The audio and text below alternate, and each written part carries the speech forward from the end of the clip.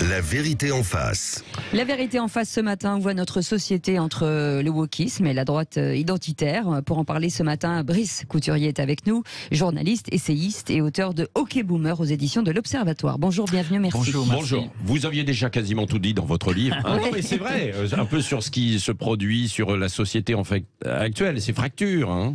Ben oui, on est dans une tenaille. Enfin, c'est pas seulement dans mon bouquin, c'est aussi dans les articles que je fais pour le bien Point sûr. régulièrement. Oui. J'explique dans le numéro de janvier, du 31 janvier du Point, que les démocraties occidentales sont au bord de la guerre civile. En tous les cas, les États-Unis, qui quand même, Tocqueville nous l'a expliqué, quand même le laboratoire de démocratie depuis 200 ans, sont au bord d'une guerre civile parce qu'il y a une montée des extrêmes, il y a une polarisation excessive et que les gens modérés, raisonnables sont étouffés par les extrémistes. On a vu ça aux États-Unis. On l'a vu en Italie, qui est aussi un laboratoire d'ailleurs de la vie politique européenne. Et maintenant, on le connaît en France à nouveau, à notre tour. Donc c'est une situation très inquiétante parce que les gens de bon sens, raisonnables, compétents, tout simplement, sont pris en tenaille entre deux extrêmes qui, entre parenthèses, les autres médias que vous ne le soulignent pas assez, se font la courte échelle. On a beaucoup reproché à La République En Marche et à ses alliés de ne pas avoir appelé clairement au front républicain antifasciste. On a peu dit que, par exemple, quelqu'un comme monsieur Léo Walter a été élu contre Christophe Castaner avec les voix, qui est donc quelqu'un de la France Insoumise, a été élu grâce aux voix de l'extrême droite. Qui se sont reportées très massivement sur lui. Et réciproquement, d'après un sondage récent d'Harris Interactive, 24% des électeurs d'un candidat Rassemblement National battu au premier tour se sont tournés vers un candidat NUPES au second tour, et réciproquement, le même nombre, 24%, ont fait le choix inverse. Donc, on les entend en fait, beaucoup d'auditeurs qui nous appellent sont évidemment tiraillés. Sont tiraillés entre, alors parfois certains qui sont des anciens LR, certains qui sont des anciens PS, qui sont déçus et donc qui vont vers les extrêmes, vers soit LFI, soit le Rassemblement National, et qui même sont aux extrêmes normalement et qui sont capables de se retrouver. C'est vrai que c'est assez étonnant. C'est la coalition rouge-brun qui est la chose la plus redoutable qu'on puisse trouver dans une démocratie. On a vu dans le passé ce que ça peut donner quand les socialistes et les nationaux se trouvent des points communs. Il y en a un qui est évident, c'est l'antisémitisme. Quand on voit que quelqu'un comme Daniel Obono a été chercher Jeremy Corbyn, qui a été exclu du parti travailliste anglais pour ses complaisances envers les islamo-gauchistes antisémites, on voit qu'il y a là un potentiel détonnant extrêmement dangereux. Donc oui, il y a vraiment des raisons de s'inquiéter. Pas seulement parce que Macron a fait une campagne désastreuse et qu'il a été puni pour cette campagne désastreuse, c'est bien fait pour lui, mais d'un autre côté que nous, on doit se payer pendant 5 ans 89 Rassemblement National et 75 France Insoumise, c'est très inquiétant. Brice Couturier, au Rassemblement National, il ne se considère plus. Sébastien Chenu, qui était notre invité en fait ce matin, ne se considère plus lui comme de droite en tant que tel. Il le dit, mais Zemmour a raison. Zemmour a raison. Marine Le Pen est de gauche. Il l'a dit. C'est un des seuls à avoir dit la vérité. Elle est passée à gauche. C'est la grande rupture avec son père. Son père était libéral sur le plan économique, nationaliste sur le plan intérieur et international. Elle est nationaliste, mais elle est aussi socialiste quelque part. Et c'est pas bête. C'est comme ça qu'elle a fait cette percée fantastique sur les vieilles terres du Parti communiste dans le Nord. Dans l'Aude, par exemple. Les fils et filles des anciens militants communistes votent. Vous vous rendez compte, Brice Couturier, vous vous rendez compte, l'Aude, terre socialiste par excellence, qui a complètement basculé. Le grand chelem ce week-end pour devenir Rassemblement National. Mais est-ce que cette révolution n'est pas nécessaire pour remettre un peu d'ordre justement dans tous ces partis et que parce que c'était quand même assez flou depuis pas mal de temps. Est-ce qu'à un moment donné, il ne faut pas mettre le poing sur la table et bousculer tout ça ? Si vous voulez, je comprends très bien la révolte des oubliés de notre mondialisation. C'est ce qu'on a vu encore aux États-Unis. Je veux dire, aux États-Unis, quand vous prenez la carte électorale, vous voyez que les grandes métropoles urbaines, surtout des deux côtes, sont démocrates à fond la caisse. Forcément, c'est les vainqueurs de la mondialisation, ils sont contents. C'est les gens de nulle part, comme les appelle David Goodhart. Et puis vous avez le peuple de quelque part.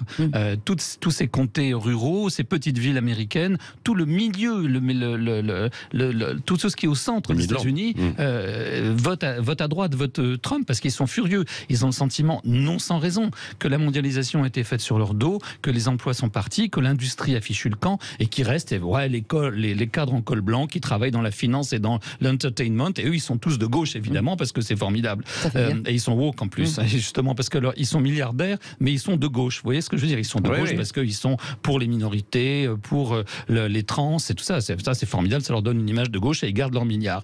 Donc si vous les c'est ce que je dénonçais dans mon bouquin contre les woke, le wokisme, c'est que finalement si vous avez des gens qui appartiennent à une élite de l'argent, de la culture et du pouvoir et qui se revendiquent d'une idéologie de gauche nouvelle, hein, c'est pas la gauche d'autrefois partageuse, sûrement pas celle-là, encore une fois gardez vos milliards, mais une idéologie de gauche qui fait la promotion des minorités, surtout les plus infimes comme les trans qui deviennent le grand combat du wokisme. Ça veut dire qu'on leur fout la paix en fait, c'est-à-dire que c'est la paix, c'est la paix sociale entre guillemets d'être. Bien voilà, oui. Et puis vous avez, alors le cas extrême, vous avez parlé du wokisme à l'Assemblée nationale, je trouve fantastique Sandrine Rousseau.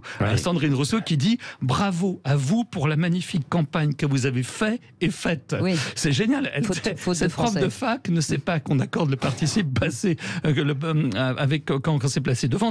Voilà, il faut dire à Sandrine Rousseau, il faudrait dire bravo pour la magnifique campagne que vous avez faite parce qu'elle est placée avant. Mais si vous dites vous avez fait une magnifique campagne, comme c'est comment objet direct est placé après, ça sera au masculin. Mais ça n'a rien à voir avec l'histoire de genre qui obsède ces espèces de dingues de la France insoumise et d'Europe Écologie Les Verts. Oui, un mot, Brice Couturier, puisque vous évoquez l'Assemblée nationale avec cette nouvelle représentation. Certains saluent le fait qu'aujourd'hui, il n'y a pas que vous évoquiez des cols blancs, il n'y a pas que des cols blancs qui vont être sur les bancs de l'Assemblée nationale et qu'il va y avoir une forme de représentation de beaucoup de catégories sociales, quoi. Même si c'est à coloration avant tout France Insoumise, quoi. Ben non, justement. Même s'il y a du RN aussi. Il y a du RN aussi.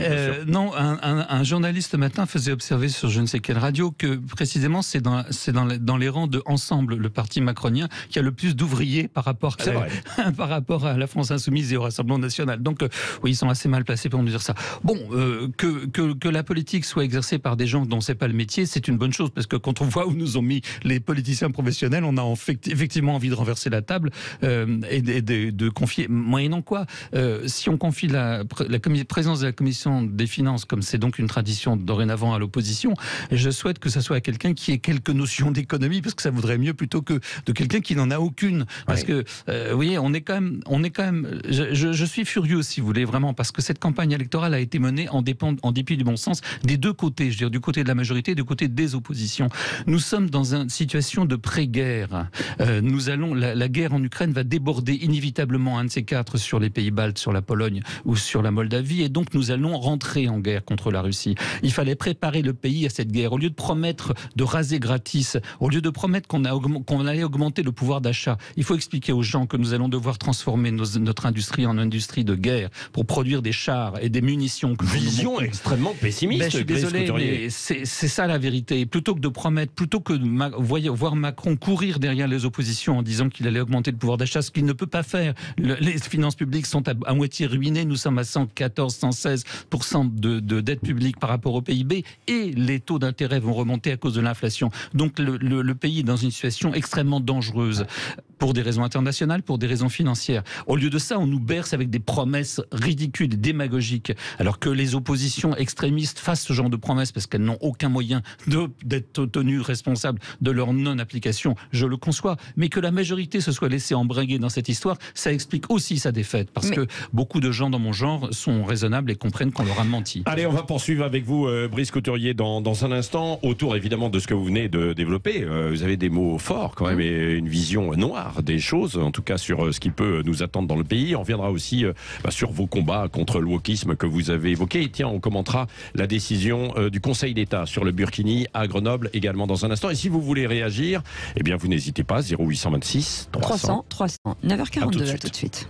La vérité en face. La vérité en face de cette société un petit peu prise en tenaille entre le wokisme et la droite identitaire. On l'a vu avec les élections législatives. Pour en parler ce matin, Brice Couturier est avec nous, un journaliste, essayiste et auteur de ce livre OK Boomer aux éditions de l'Observatoire. Oui, non, OK Millennials. C'est une réponse. La réponse du boomer aux millennials. Oui, absolument. Oui, c'était aussi votre livre. Oui. Alors, Brice Couturier, ce qui est intéressant, on va revenir dans un instant sur le wokisme, populisme et puis la décision quand même du Conseil d'État sur le burkini à Grenoble qui n'est pas autorisé dans les piscines municipales. Juste avant cela quand même, parce que tout à l'heure vous avez eu des mots quand même forts en disant on va vers la guerre, pas forcément la guerre civile en France aussi, mais une guerre qui va déborder de l'Ukraine jusqu'à présent. Qu'est-ce qui vous fait dire ça ? D'abord, le fait que personne dans cette guerre ne peut perdre. Si Poutine perd, il perd le pouvoir et probablement sa vie avec, son régime saute. Mais nous, les Occidentaux, nous, l'OTAN, nous sommes tellement engagés du côté de l'Ukraine, nous leur livrons tellement d'armes, nous avons tellement besoin qu'ils gagnent. S'ils perdent, Poutine se trouve, la Russie a déjà des pions avancés comme Kaliningrad. C'est incroyable, cette incroyable enclave russe qui se trouve coincée entre la Pologne et la Lituanie. Si Poutine met la main sur l'Ukraine, il nous menacera de manière très dangereuse. Et il s'en cache pas. Il progresse vers l'Europe. Dans son mémorandum de décembre, que personne n'a lu, c'est incroyable à part quelques spécialistes de la Russie, il disait clairement qu'il donne aux Américains une opportunité de quitter l'Europe une fois pour toutes. Et il leur demande de quitter l'Europe. Il l'exige en réalité. Il veut aussi que les pays d'Europe centrale qui ont adhéré à l'OTAN, quand ils ont enfin regagné leur liberté après la chute du rideau de fer, il veut que ces pays abandonnent l'OTAN aussi. En tout cas, qu'il n'y ait pas d'armes de l'OTAN chez eux. Donc, il veut mettre la main sur l'Europe. Il veut retrouver l'Union soviétique avec le rideau de fer, avec les satellites polonais, hongrois et tchèques, etc. Les Hongrois, c'est déjà fait d'ailleurs, entre parenthèses, pour des raisons purement politiques. Et puis, il y a l'incroyable corruption russe, fantastique, quand on voit quand même qu'un chancelier comme Schröder était devenu le patron de Gazprom, et avec les millions qui vont derrière. Donc, il y a cette puissance russe. Les Russes ne peuvent pas perdre, mais nous ne pouvons pas perdre non plus. Donc, inévitablement, il va y avoir un débordement. Il y a des provocations russes permanentes au Danemark ou en Suède. Il y a des menaces sur la Finlande, etc. Donc oui, nous allons vers la guerre. Mais est-ce qu'il ne peut sauf pas... si Poutine sort. Oui. Alors, sauf si Poutine sort, sauf qu'on ne sait pas qui pourrait y avoir derrière. Ça peut être peut-être pire. Il n'y a pas une possibilité de compromis. On le sait, c'était le territoire du Donbass, l'est de l'Ukraine, qui était un enjeu principal avec les débouchés sur la mer Noire. Et puis il y a la Crimée, et puis oui, c'est ça la Crimée, bien sûr. Il veut aussi contrôler. Pas, en fait. Oui, parce que regardez la carte. Ce qu'il veut, c'est aller jusqu'à son enclave moldave. Et s'il conquiert, il a besoin pour cela de conquérir tout le sud de l'Ukraine. Or, si vous asséchez l'Ukraine, si vous l'empêchez d'avoir accès à la mer Noire, comme on le voit sur les céréales en ce moment, les 25 millions de tonnes de céréales qui sont bloquées, si vous interdisez Odessa et Mariupol, les Ukrainiens, c'est un pays fini. S'ils sont dans l'incapacité d'exporter par la mer, ils sont morts, étouffés économiquement. Or, c'est le but de Poutine, évidemment. Or, nous, Occidentaux, nous ne pouvons pas tolérer qu'un pays qui va adhérer, un de ces quatre, à l'Union européenne, soit un pays vidé de toutes ses possibilités d'exportation et de survie au risque économique. D'une guerre beaucoup plus internationale, forte, touchant en fait l'ensemble des pays. Enfin, oui, sauf qu'on va la gagner. Sacré risque. Sauf que Poutine prend un risque fou parce qu'on est beaucoup plus fort que lui. On n'est jamais, quand on déclenche une guerre, on n'est jamais sûr de la gagner.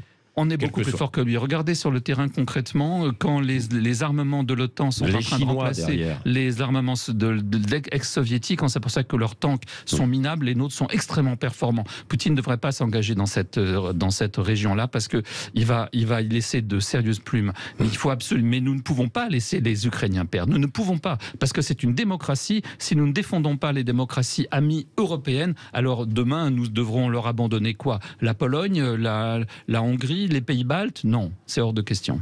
Oui. 0826 300 300, il me semble qu'il y avait en fait des questions, des réflexions. Périgueux, pour vous, Brice Couturier. Bonjour Blandine. Bonjour Blandine. Bonjour, merci de prendre mon appel. Oui. Monsieur Couturier, je voulais réagir à ce que vous avez dit tout à l'heure au sujet de Marine Le Pen, qui m'a particulièrement interpellée, quand vous avez dit que Marine Le Pen était de gauche. Et c'est amusant parce que c'est une réflexion qu'on s'est faite avec ma petite sœur. Pour vous situer le contexte, j'ai été élevée par un père communiste, donc le vieux communisme, on va dire, ouvrier, assez militant, donc avec ces valeurs du peuple vraiment ancrées, mais à l'ancienne. Et aujourd'hui, je suis enseignante, donc on pourrait s'imaginer que la gauche me parle, mais cette gauche wokiste, cet islamo-gauchisme, enfin, qui est saupoudré un peu partout, mais ça ressemble pas du tout aux valeurs dans lesquelles j'ai grandi.